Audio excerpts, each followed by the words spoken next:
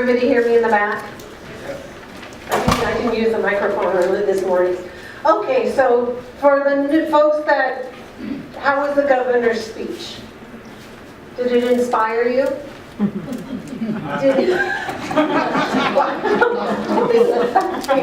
Did he talk about volunteering and becoming active? And we're a volunteer-based program. So anyway, so again, my name is Pamela Cunningham. I'm with the Hawaii SHIP, or Sage Plus program, and we're a Medicare counseling program for the state.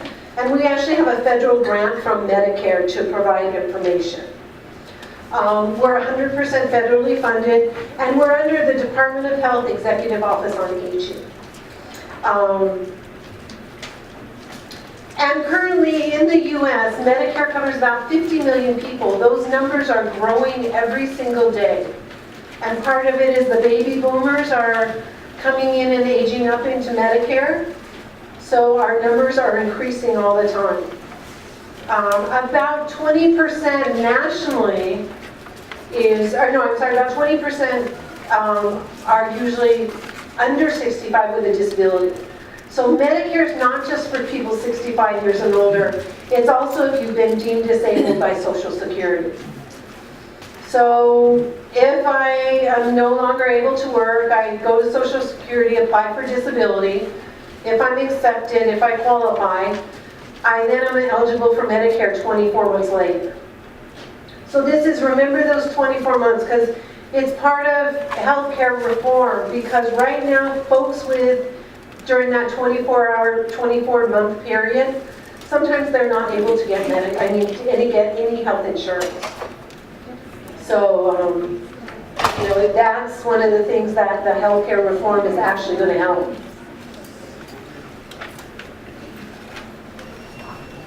And the reason that we're talking about Medicare is that it actually is a huge chunk of the federal budget.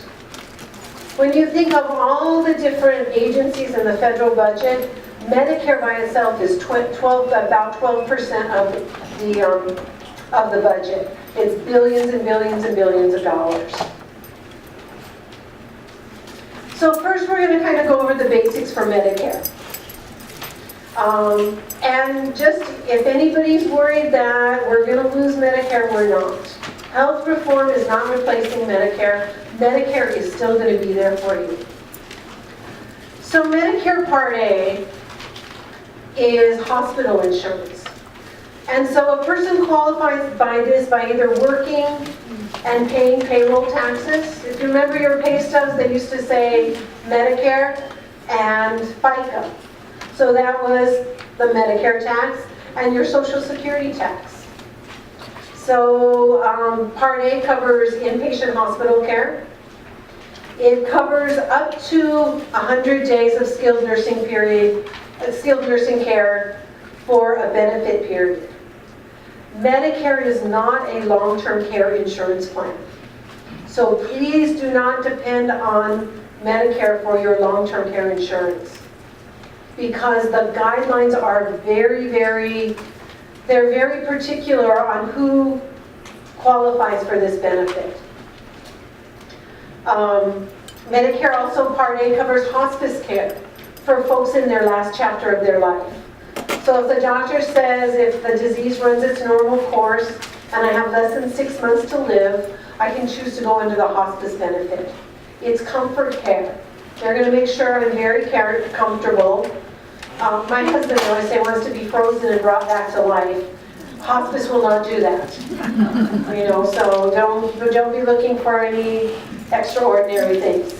It's going to be comfort and make sure you and your family are comfortable in that last stage.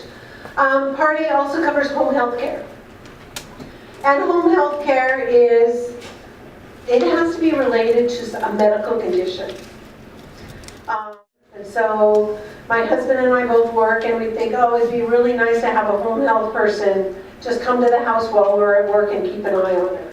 Medicare won't pay for that because there's no medical reason. So some things are kind of particular when they get down to the regulations. Part A is actually funded by that payroll tax, And it's actually deposited into a hospital trust fund. And for most people, Part A is premium free. It doesn't cost you anything.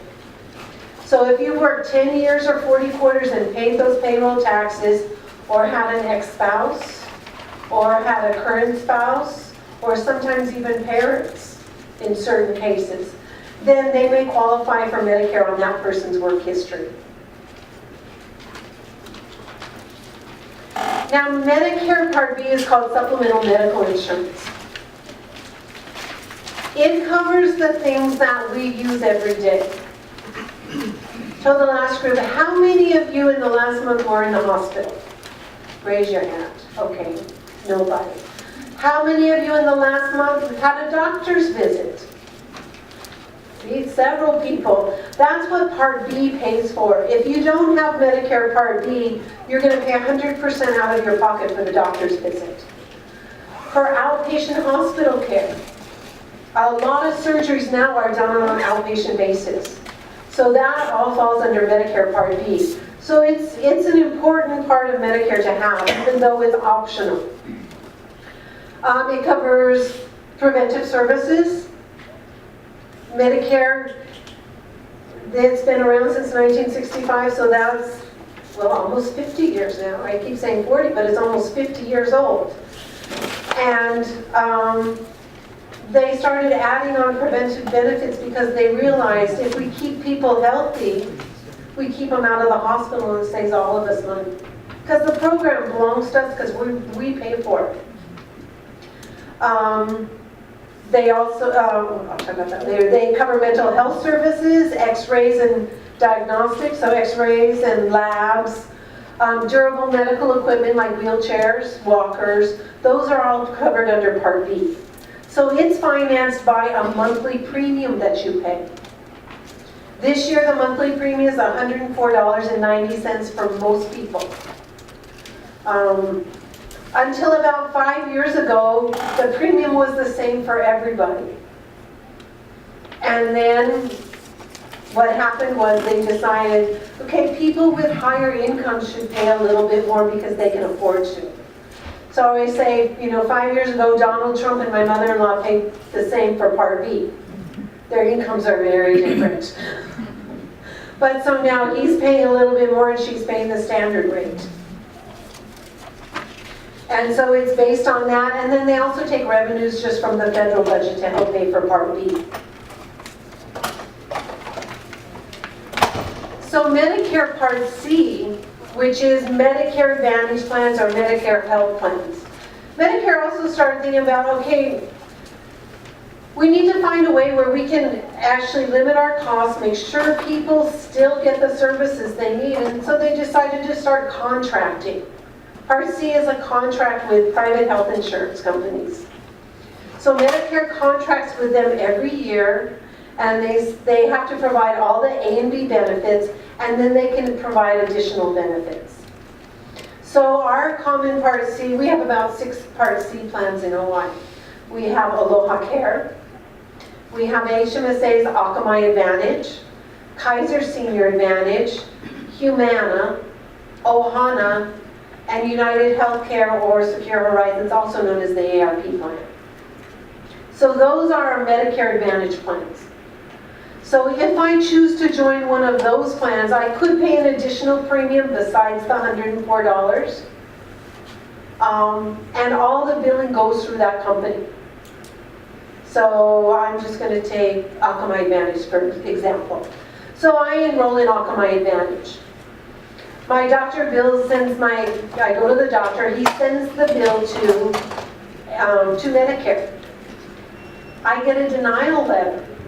Medicare's going to say, we're not going to pay for that service because Akamai Advantage is responsible for paying for it. Because we're paying them to take care of you. So these Medicare Advantage plans, Medicare pays them a certain fee every month to take care of you.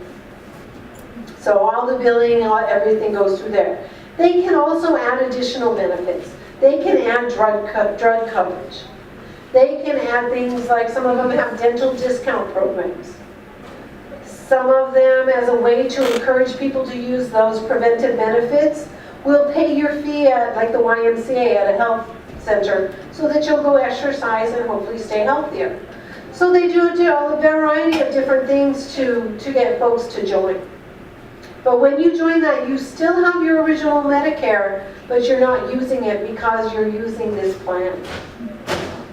Now for retirees that are offered a health benefit from their employer, it will depend on what kind of health plan you have from your employer. But usually if a person is retired, Medicare pays first and the health plan pays second. With the Advantage plans, again, they're the primary payer. Those, to make it even a little bit more challenging, is the plans change every year. So every year from October 15th to December 7th, a person can change plans. So the benefits may change. So I might have Kaiser Senior Advantage. I'll get a letter in September or October and it'll say, for 2014, this is what we're changing. We're adding on this benefit. We're not covering this medication anymore, but we'll cover a different one. They're going to give me an explanation of the changes for the coming year. So that's an important document to read. And so then we have, so we've done Part A, Part B, Part C. Part D is drug coverage. All our Medicare Part C plans in Hawaii include drug coverage. So they cover doctor's visits, hospitals, and prescription drugs. But if I chose just to go with original Medicare, is then there's a couple ways I can get my Part D plan. I could get it by called a standalone drug plan. So it would be just a company that all they sell is a drug plan.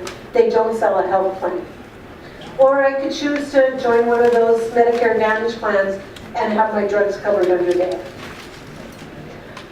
Prescription drugs can be the plans can be a little challenging because they all cover different medications and go to different pharmacies. So we have lots of like husbands and wives that are in different drug plans just because they have different needs. And so with the drug plans, the premiums can differ, the co-pays can differ. They have to reach a base amount, so they have to meet a basic guideline. But after that, they can say, well, instead of you paying 25% of the drug, we're going to have generics at flat $4. So they can make those changes.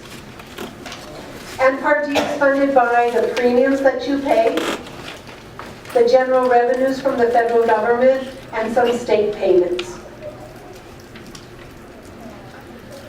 So that's Medicare in a nutshell. So how is healthcare reform going to affect Medicare? In some areas, they actually are increasing the spending. Medicare is increasing the spending that the funding that they're doing to hopefully expand coverage and then increase savings through efficiency. So perfect example is preventive benefits. A couple years ago, Medicare realized people are not using their preventive benefits. Why not? And for some, there was a 20% copay. So people were going and doing some of these, getting their flu shot didn't have a 20%, but doing some of these heart screenings and diabetes screenings because of the copay that was involved. So Medicare decided to spend a little bit more money, and so now preventive benefits, many of them have zero copay. So that will hopefully encourage people to use them. It's costing a little bit more, but now if you're using those preventive benefits, you're seeing your doctor, and he's making sure, if you see him annually, then your health is probably going to be a little bit better because he's monitoring you a little closer by using these preventive benefits. So that's an example of how they spend a little bit more money, but it actually comes back and eventually saves us money. How many of you have heard of the Medicare coverage gap? Okay. How many of you have heard of the Medicare donut hole? Okay, the donut hole was coined by ARP. But we'll show you in the next slide. It's kind of a puka where under Medicare, it used to have this puka where after the plan and I spent money together, then 100% of the cost of the drugs were out of my pocket for a certain period. And so one of the things that healthcare reform and the Affordable Care Act has done is they're closing the donut hole. So stay healthy, because by 2020, it'll have continuous coverage. So there'll be no more donut hole as of 2020. The other thing they added was a new annual wellness visit. Oh, presentations are fun. They added a new annual wellness visit. It's not an annual physical. An annual wellness visit is an opportunity for you to sit down with your doctor each year. And actually, he can look at your health. He can look at your lifestyle. He can look at a lot of different things so that you together can come up with a plan to hopefully either maintain your health or to get rid of your bad habits. So he's probably, I would sit down with him and he would tell me, you might think about eating a lot more vegetables. You might think about walking every day for at least 30 minutes. You know, and then hopefully I'm going to follow his advice, and next year when I go, I'll hopefully be healthier. So it's just an opportunity to really sit down and come up with a plan with your doctor. The other thing Medicare is doing through healthcare reform is that not so much, it hit a lot more, but the mainland for several years, there haven't been enough primary care doctors. And really, they're kind of the gatekeeper for people's health. As you go to your primary care doctor, you know, you don't automatically go to a specialist. So through healthcare reform, they're paying, if the physicians meet the guidelines, they're going to pay them a little bit more so that they make sure that we have primary care physicians available. Remember I was talking about the donut hole? So we actually start at the bottom instead of the top. So the bottom with the Medicare drug plan, there's a deductible annually. This year it's about $325. Then you move up to the next level of coverage, and 75% of the drug is covered by the drug plan. I pay 25%. Back in 2006 when it started, this was the donut hole. Because once you and the plan together paid a certain amount, after that it was 100% out of your pocket until you reached catastrophic coverage. And then Medicare picked up 95%. And so now, when I hit the donut hole or the coverage gap, I'm getting a 50% discount on name brand drugs. And I'm getting about a 25% discount on generic drugs. It's about 21. So eventually this will go where the in total time will just be 25% of the cost. There won't be portions where you pay more. So that's good. Other ways Medicare is trying to save money and actually bring money into the program so that we keep it going, because for many people, many employers don't offer retirement insurance anymore. So for a lot of people, when they turn 65, all they have is Medicare. So we want to make sure that it is still around for a long time. So some of the ways that they're bringing in more money, and this is a projected 10-year and it's nationally, is those income-related premiums. By making the Part B premiums a little bit higher for Donald Trump and other people with more money, it'll bring in $36 billion. So they're looking at all these different things. Fraud, waste, and abuse. That is a very hot topic in Medicare. There's a lot of people that bill Medicare for things that never happened. And it's basically stealing money for us. When they get caught, and they do eventually get caught, is all the money goes back into the Medicare program. It doesn't go back into the general budget. They're going to reform how they pay the Medicare Advantage plans. So that's going to bring in a little bit more money. You know, a lot of different things, home health payments. So they're going to look at all these things, so they really are trying to make sure the program will last. So again, they're going to get some new sources of revenue through premiums paid by higher income Medicare beneficiaries. In 2011, they actually froze the income threshold for Part B. They established with Part D, as in drugs, you also pay a higher premium if you have a little bit more money. And then starting in 2013, it started in January, is if my earnings are over $200,000 a year as an individual. Prior to this, everybody paid your employer share was, you paid 1.45%. Starting in 2013, if I have that $200,000 a year income, I'm actually going to pay 2.35%. So that money will go back into Medicare. So they're looking at these little ways to save money.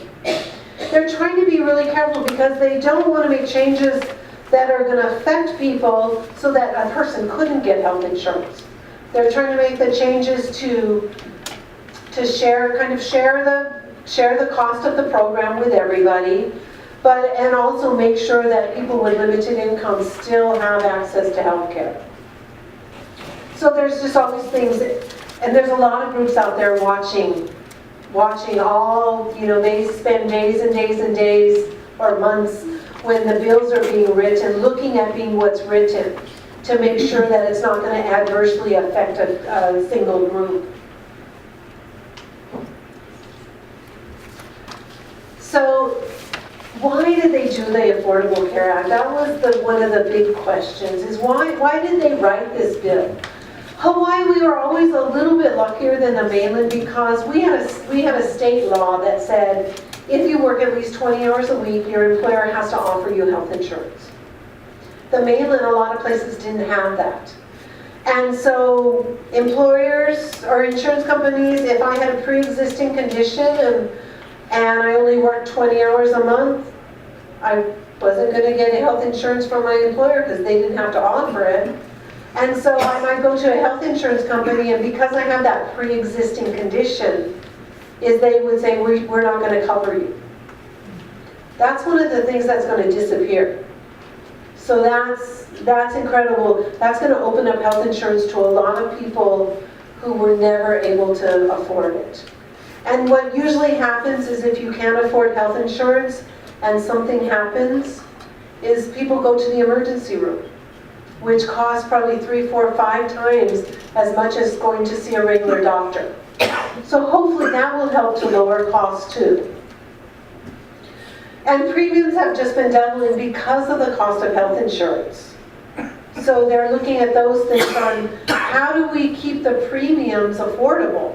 Because if they're not affordable, no matter how many plans you have, you can't afford them. They want to make sure that people are going to be able to afford them. And there was over 50 million Americans that had no health insurance. So starting in 2014, that's going to be different because there's going to be health insurance available to everybody. So a couple of the things they've done so far that have been really good is that if a person, let's say I went to college, I'm 24, I graduate from college, I'm looking for a job, I can't be on my parents' health insurance anymore because I'm no longer in school. But I don't have a job, but I'm looking for a job. Now they can actually cover their kids up until age 26. So it gives them just a little bit of time in between maybe graduating and looking for that job and looking for health insurance.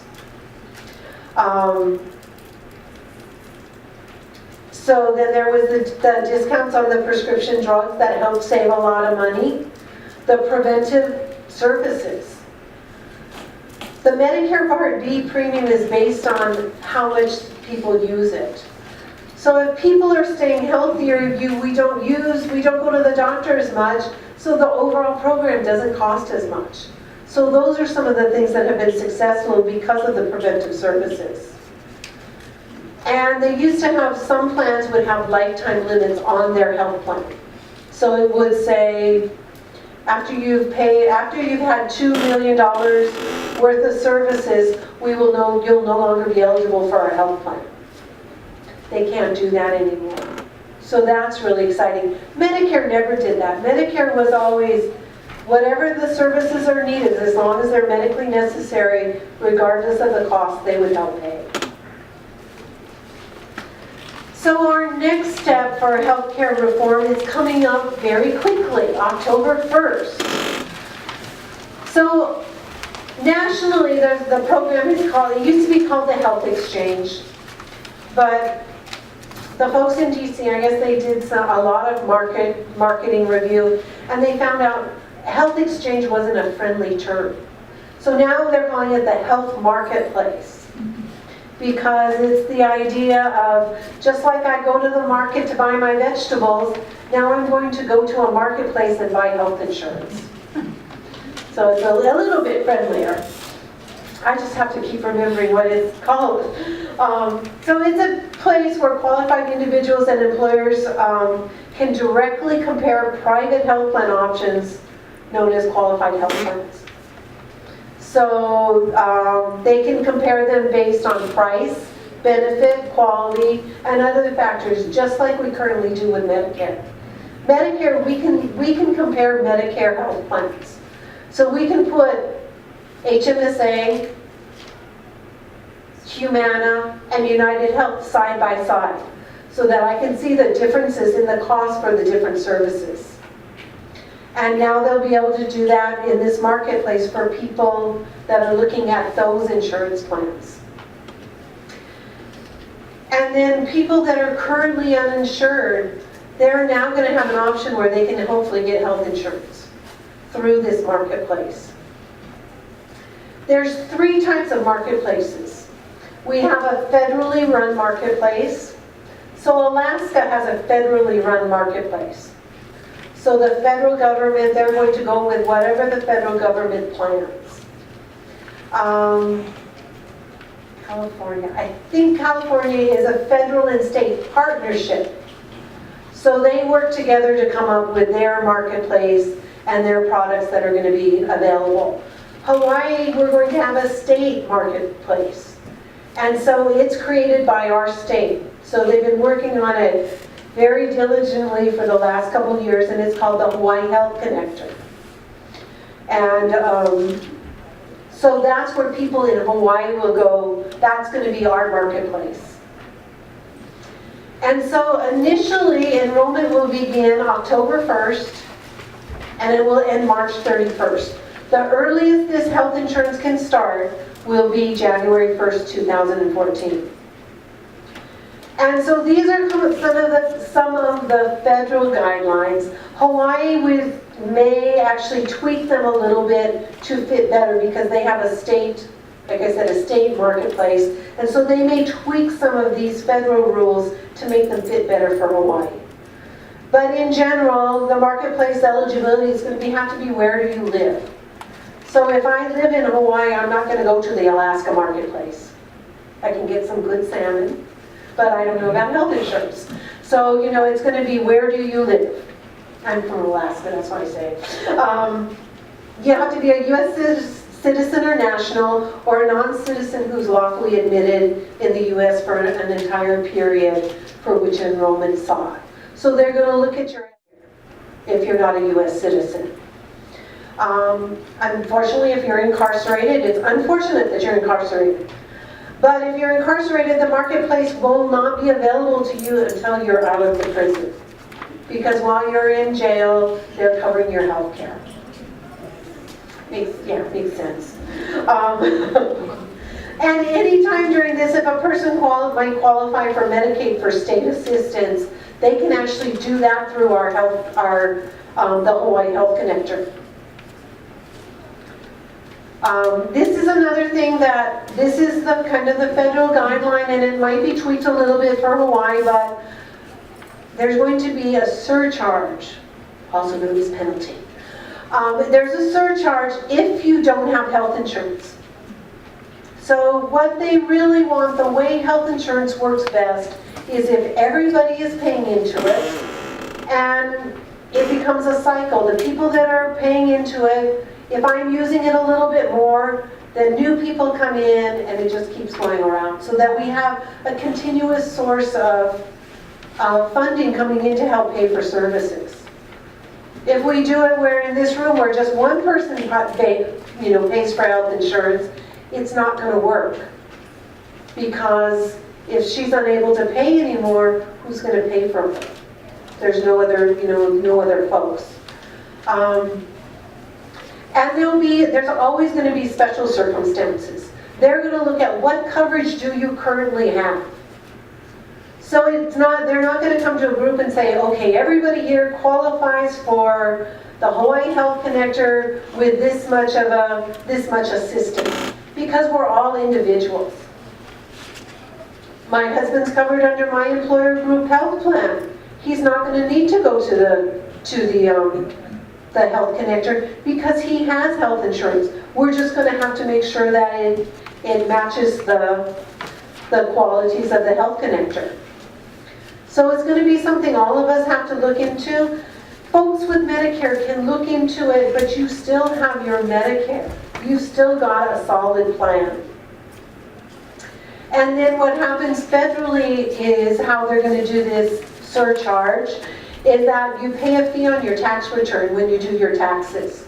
So it will show that you don't have health insurance, so there'll be a surcharge on your taxes.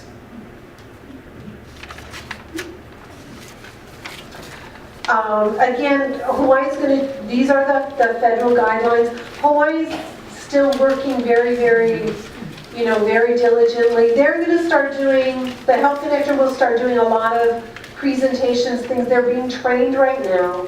So probably in a few weeks, you're going to start seeing presentations about the Hawaii Health Connector.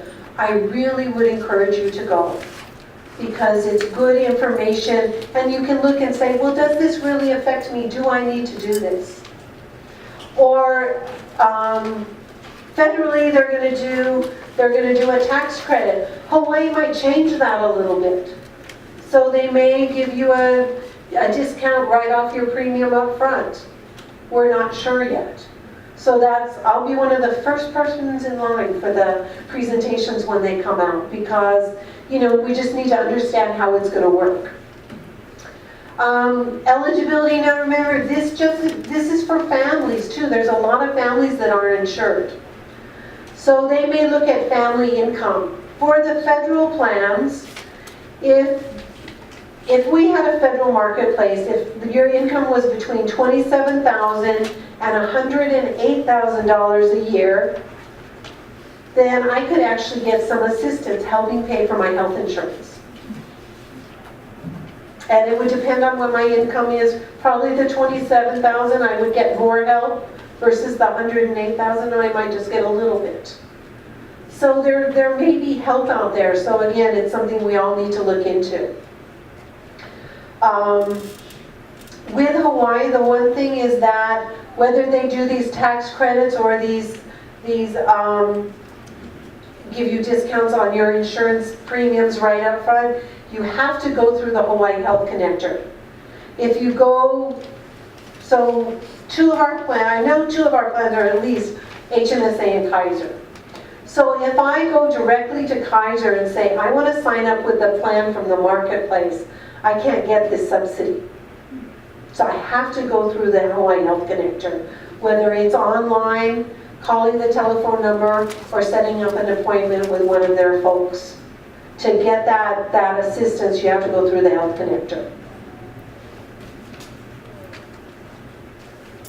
So again, those hopefully the assistance that is available will help people be able to afford health insurance.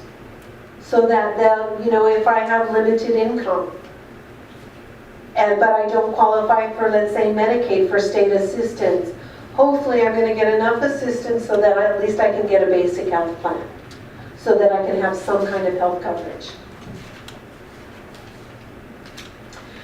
And sometimes on the mainland, and like I said again, this is going to be, when Part D started, it kind of, first it looked like an orange.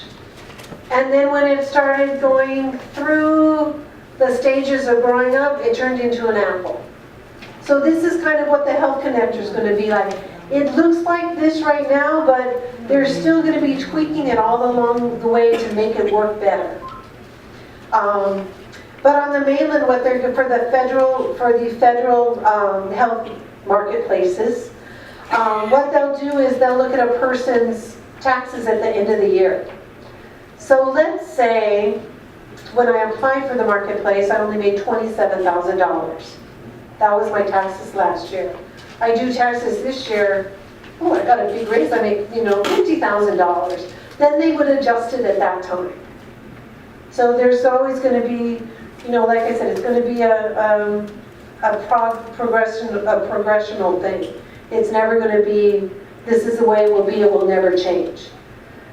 Because if they're like Medicare, it's always going to be changing. And usually for the better. So Medicare is not part of the marketplace. So if you or your family member is looking for a Medicare health plan, you don't go to the marketplace. You could go to Medicare.gov on the computer, you can call 1-800-MEDICARE, or you can come see us at Sage Plus and we can help you compare plans. Those would be your three options. But if I call up the marketplace and say, I want to look at Medicare Advantage plans for my mother-in-law, they're going to say, oh, that's very good, and they're going to probably, hopefully refer them to us or to 1-800-MEDICARE so that she can get the information she needs. And there's going to be they're still answering a lot of questions. There's still a lot of unanswered questions. We're part of a national program. And we just pulled together about 150 questions for the folks up at Medicare on how Medicare and the health marketplaces are going to, intermingle. Because it's still a little foggy even for us. But if you delay with Medicare, if you delay enrolling in Medicare, there's sometimes a penalty. For Part B, there's a 10% penalty for every year that you delay and you're not covered by an active employer group health plan. So that's what people have to be careful of. Because I can say, well, I don't want to go to a Medicare Advantage, I'm eligible for Medicare, so I'm going to go to the marketplace. It may not stop that penalty. So you want to make sure you get all the information if you're going to the marketplace and you have Medicare. Because you could pay a penalty for Part A, for Part B, and Part D.